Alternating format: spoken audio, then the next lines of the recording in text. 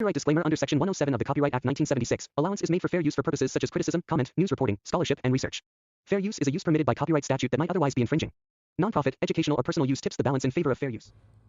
Irene, मुझे तुम्हारे likes और डिसलाइक्स के बारे में जानना है। मुझे तो तुम्हारे बारे में कुछ भी नहीं पता। तुम मुझे अपना नहीं मानती क्या? पैसा पैसा तो मुझे सबसे ज़्यादा पसंद है।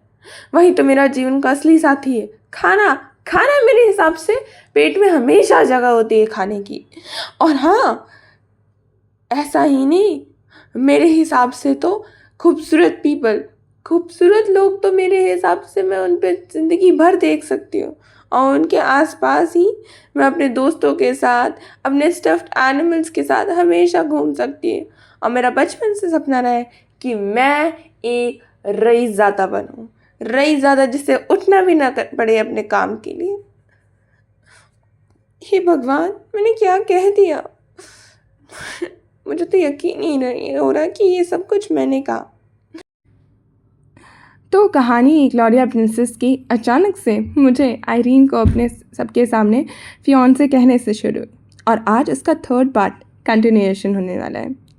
तो अचानक से प्रिंसेस ग्लोरिया आयरीन को आके गले लग जाती है और बोलती है, आयरीन, तुम ठीक हो? मुझे पता नहीं था कि उन कमीनों ने तुम्हारे साथ क्या किया, वरना मैं तो उनकी हड्डियाँ तोड़ देती। मुझे पता चला कि उन्होंने तुम्हारे साथ क्या, कैसे वो मेरी आयरीन को छू भी सकते हैं। ये चीज़ आयरीन देख के हैरान थी, बट उसी समय फीलिक्स बोलते हैं कि मैंने उनका काम तमाम कर दिया। अच्छा हुआ कि आपने उन कमीनों के पहले ही काम तमाम कर दिया, वरना तो मैं उन्हें छोड़ती ही नहीं। पर प्रिंस फेलिक्स बोलते हैं कि तुम्हें नहीं लगता कि तुम्हें आयरीन यहाँ जो तुम्हारे सामने, उससे पूछना चाहिए कि उसका क्या हाल है? तुम जो मन चाहे अपने बारे में बोले। हाँ, मैं भी कितनी भुलक्कड़ हूँ, प्रिंसेस ग्लोरिया अपने आप से बोलती है। और फिर बोलती है, आयरीन, तुम पक्का ही डर चुकी होगी। तुम्हारे साथ जो हुआ वो कुछ भी सही नहीं था। वो सारे बुरे पीपल हैं, उनके बारे में चलिए हम नहीं सोचते। अब सब अच्छा होगा प्रिंसेस ग्लोरिया, आप बस इतना सोचिए। और चलिए आज हम मस्ती करेंगे अपने साथ। ये हुई ना मेरी आयरीन। चलो आयरीन, मैंने तुम्हारे लिए एक स्पेशल प्राइज़ तैयार किया है, तुम्हें देखना है मैंने तुम्हारे लिए क्या तैयार किया है। प्रिंसेस ग्लोरिया आयरीन का हाथ खींचती है और उसको एक रूम की तरफ ले जाते हुए बोलती है कि मुझे तुम्हें कुछ दिखाना है, चलो मेरे साथ, मैं तुम्हें दिखाती हूँ। प्रिंसेस ग्लोरिया की एक्साइटमेंट वो संभाल नहीं पा रही थी, तो आयरन भी पीछे पीछे हाथ पकड़े हुए चली जाती है। ठीक है, अब कहाँ लेके चलना चाहती हूँ मेरे साथ? वो भी खुशी से अपनी सहमति दिखाती है। फिर हम लोग देखते हैं कि प्रिंस फेलिक्स दूर से देख रहा होता है कि कैसे प्रिंसेस ग्लोरिया और यहाँ मिस आयरीन जो कि एक दूसरे के साथ मस्ती कर रहे होते हैं, और उन लोगों को खुश देख के वो भी अपने आप में खुश हो जाते हैं। अब हम लोग देखते हैं कि जब आयरीन एक नए रूम में पहुँचती है तो देखती है कि पूरा बड़ा सा फाउंटेन, एक बड़ा सा जाइंट सा, सारी चीज़ें इतनी खुशनुमा और ऐसे लग रही है किसी सपने से निकली हुई। एक ऐसी जहाँ पे सिर्फ खाने ही खाने, खूबसूरत पंछियाँ उड़ रही हैं, और भाई इतना बड़ा जाइंट फेरिस व्हील और ये बड़ा सा झूला, सारी चीज़ें, ये क्या है? मतलब ये क्या है? पर ये देख के वो हैरान सी ही रह जाती है जब वो देखती है कि उसके सामने इतना बड़ा झूला था और वो सारे झूले पे इतना सारा चीज़ लगा है। फिर वो आसपास अपनी आंखें चलाते हुए देखती है, पर उससे पहले वो कुछ बोल सके इससे पहले ही प्रिंसेस ग्लोरिया बोलती है, ये मैंने तुम्हारे लिए तोहफा तैयार किया है, सिर्फ तुम्हारे लिए। पर तोहफे के लिए भी कुछ ज़्यादा नहीं है? आयरीन खुद में सोच रही थी। तो आयरीन, तुम्हें ये तोहफा अच्छा नहीं लगा? क्या ये अच्छा नहीं है? क्या तुम्हारे लिए इनफ नहीं है? अरे नहीं, ये तो बहुत अच्छा है। तुम्हारे लिए तो मैंने साइड से एक वार्डरोब भी तैयार की थी। मुझे पता था जो हमने तैयारी की है वो इनफ नहीं होगी, हमें एक आर्टिफिशियल झरना बनाना चाहिए था, और हाँ, उसके बीच में एक नाव डालनी चाहिए थी। क्या? मुझे ऐसा लगता है ना कि वो चीज़ थोड़ी सी ज़्यादा डिफ़िकल्ट होती भैया। हम ना एक मिनी ट्रेन ट्रैक बना सकते हैं। मैं ना जाके एक मैजिक ट्रेन ऑर्डर करके आता हूँ, एक ऐसा कैरेज जो मैजिक से चले। ठीक है भैया। ये सारी चीज़ें आयरीन देख रही थी और वो बोलती, रुक जाइए, रुक जाइए। मैंने कब बोला कि ये चीज़ें मुझे बुरी लग रही हैं? ये तो बहुत अच्छी हैं, मैं बहुत खुश हूँ।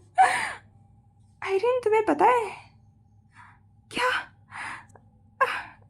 क्या आप क्या मिस क्लॉरिया, मुझे तुम्हारे बारे में कुछ भी नहीं पता। तुम मुझे हमेशा बोलते हुए सुनती हो, पर मुझे तुम्हारे बारे में कुछ भी नहीं पता। मैं कैसी हूँ? मुझे भी तुम्हारे लाइक्स और डिसलाइक्स के बारे में जानना है। मुझे जानना है तुम्हें क्या पसंद है और क्या नहीं। जब आयरीन ने देखा कि इतने प्यार से प्रिंसेस क्लॉडिया उन्हें बोल रही है, तो फिर वो खुद को काबू नहीं कर पाए। मुझे खाना बहुत ज़्यादा पसंद है, मुझे खूबसूरत लोग बहुत ज़्यादा पसंद है, मुझे बातें करना बहुत ज़्यादा पसंद है, मुझे घूमना बहुत ज़्यादा पसंद है। मुझे क्या नहीं पसंद है? मेरा बस चलता तो मैं तो बहुत अमीर बन के घर में बस ऐसे ही बैठी रहती वेलों की तरह। और हाँ, मुझे चीज़ें, soft toys, soft animals, stuffed animals बहुत ज़्यादा पसंद है। और बचपन से तो मेरा सपना रही कि एक रईस ज़्यादा बनने का, पर कभी पूरा नहीं हो पाया। ये क्या मैंने कह दिया? मुझे बिलीव नहीं हो रहा है कि ये सारी चीज़ें मैंने कही। इसमें गलत क्या है आयरीन? तो तुम्हें क्या लगा हम तुम्हें पसंद नहीं करेंगे? तुम हमारे साथ रह सकती हो। अगर मैं आलसी नंबर 1 होंगी तो भी। हाँ, तुम आलसी तो एकदम नहीं, और मुझे तुम ऐसे ही पसंद हो जैसे हो। और क्योंकि मैं खूबसूरत और अमीर दोनों हूँ, तब तो मैं तुम्हारे लिए परफेक्ट हूँ ना? क्लॉडिया, क्या तुम मेरे साथ मजाक कर रही हो? ऑफ कोर्स यार। आयरीन, तुम मुझे कब बुलाना बंद करोगी प्रिंसेस क्लॉडिया? क्लॉड, तुम मेरी सबसे अच्छी दोस्त हो, तुम सबसे बेस्ट हो। तुम्हारे लिए सब कुछ काम आता है। तुम क्यूट रहती हो, तुम्हें नहीं लगता? तो तुम यहाँ रहने वाली हो? हाँ, अब तो लगता है कि मुझे यहाँ रहना ही पड़ेगा। और तुम कितने साल की हो? तुम ऐसे नहीं जा सकते हो कहीं पे भी। आयरीन अपने भाई से बात कर रही होती। मैं इधर से जा नहीं रही, मैं तो बस एक ऐसी जगह रहना चाहती जहाँ मज़ा आए। तुम एक बहुत बोरिंग लाइफ की में रहती हो। चैम्बरलेन्स के साथ कुछ प्रॉब्लम है क्या? तो तुम्हें वो वहाँ पे रहने दे रहे हैं?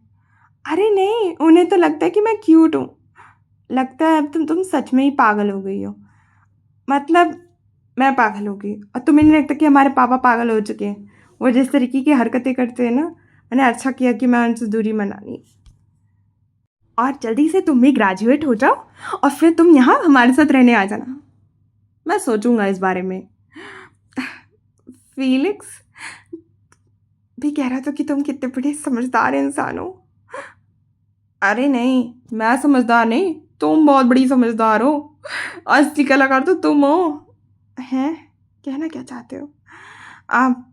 चलो, मैं तुमसे बाद में बात करती हूँ। फीलिक्स, फ्रेंड्स, आप यहाँ क्यों आए?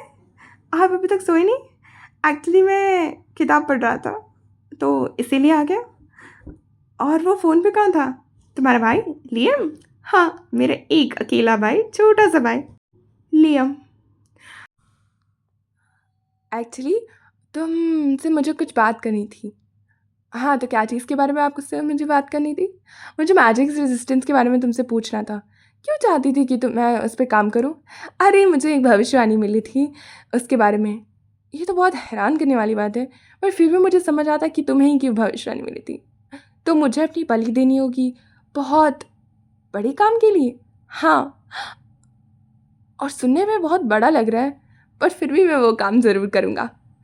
पर आप तभी वो काम करोगे अगर आपकी वो बात को कोई नहीं याद रखेगा, अगर पूरी दुनिया आपको बहुत बुरी तरीके से ट्रीट करेगी। हाँ, मैं तब भी वो काम करूँगा।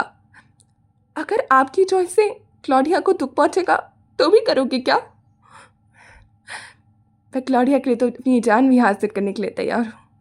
अगर मेरी बलि देने से क्लॉडिया खुश रह सकती है, तो मैं उसके लिए बिना सोचे हुए एक झटके में उसके लिए पूरा जहां छोड़ सकता हूँ। पर आपने कभी सोचा कि क्लॉडिया पे क्या बीतेगी? मुझे पता ही था, इसीलिए मैं बोल रही हूँ आप ना मैजिक रेजिस्टेंस प्रैक्टिस करो। पर उससे डेविल डिसअपेयर नहीं होगा क्या? वो ख़त्म नहीं होगा? काली ताकतें नहीं ख़त्म होगी? पर मैंने तो एफपीडी कितनी बार पढ़ा होगा। मैं चाहूँगा तो मैजिक रेजिस्टेंस से न्यूट्रलाइज ज़रूर कर सकता हूँ, पर वो चाहे तो मुझ पे पूरा काबू कर सकते हैं। डेविल्स के पास बहुत ज़्यादा ताकत होती है, वो अपनी ताकत को स्पिरिट्स में कैद रखते हैं, और अगर वो स्पिरिट मुझ पे हावी पड़ जाए तो वो मुझे पूरी तरीके से तबाह कर सकती है। और वही ताकत जब मैजिक रेजिस्टेंस से मैं रेजिस्ट भी करूँगा तो भी वो डेविल मुझ पे काबू कर लेगा। पूरी तरीके से नहीं, पर आधा ज़रूर मैं उसके काबू में होगा। और ये ताकतें भी डिपेंड करती हैं कि वो दानव किस तरीके का है, कैसी काली जादू है और किस तरीके की काली जादू है। और हाँ, एक बात याद रखना कि इनमें भी एक राज होता है। आखिर क्या था वो राज जिसके बारे में प्रिंस फेलिक्स बात कर रहे थे? कहानी का ऐसा रोमांचक मोड़ पे आ गया है कि अब समझ नहीं आ रहा है कि प्रिंसेस क्लॉडिया की जान बचाने के लिए जो आयरीन आई है इस दुनिया में, वो कैसे प्रिंस फेलिक्स की जान बचा के प्रिंसेस क्लॉडिया को बचाएगी। कहानी एक ऐसे मोड़ पे आ गई कि प्रिंस फेलिक्स का काला जादू में लिप्त होकर खुद को ही जान से मार देना, और वो तीन प्रिंस का उनको मार करके प्रिंसेस के सामने बली बनना, ये सारी चीज़ों को रोकने के लिए आयरीन इतनी कोशिश कर रही, पर फिर भी कुछ नहीं संभल रहा है। बाकी आगे की कहानी में क्या होता है नेक्स्ट एपिसोड में जानेंगे। एंड दूसरी बात ये, मुझे इतने दिन से मैं गायब थी 10 दिनों से, उसके लिए मुझे बहुत बहुत sorry. And please like and subscribe the channel.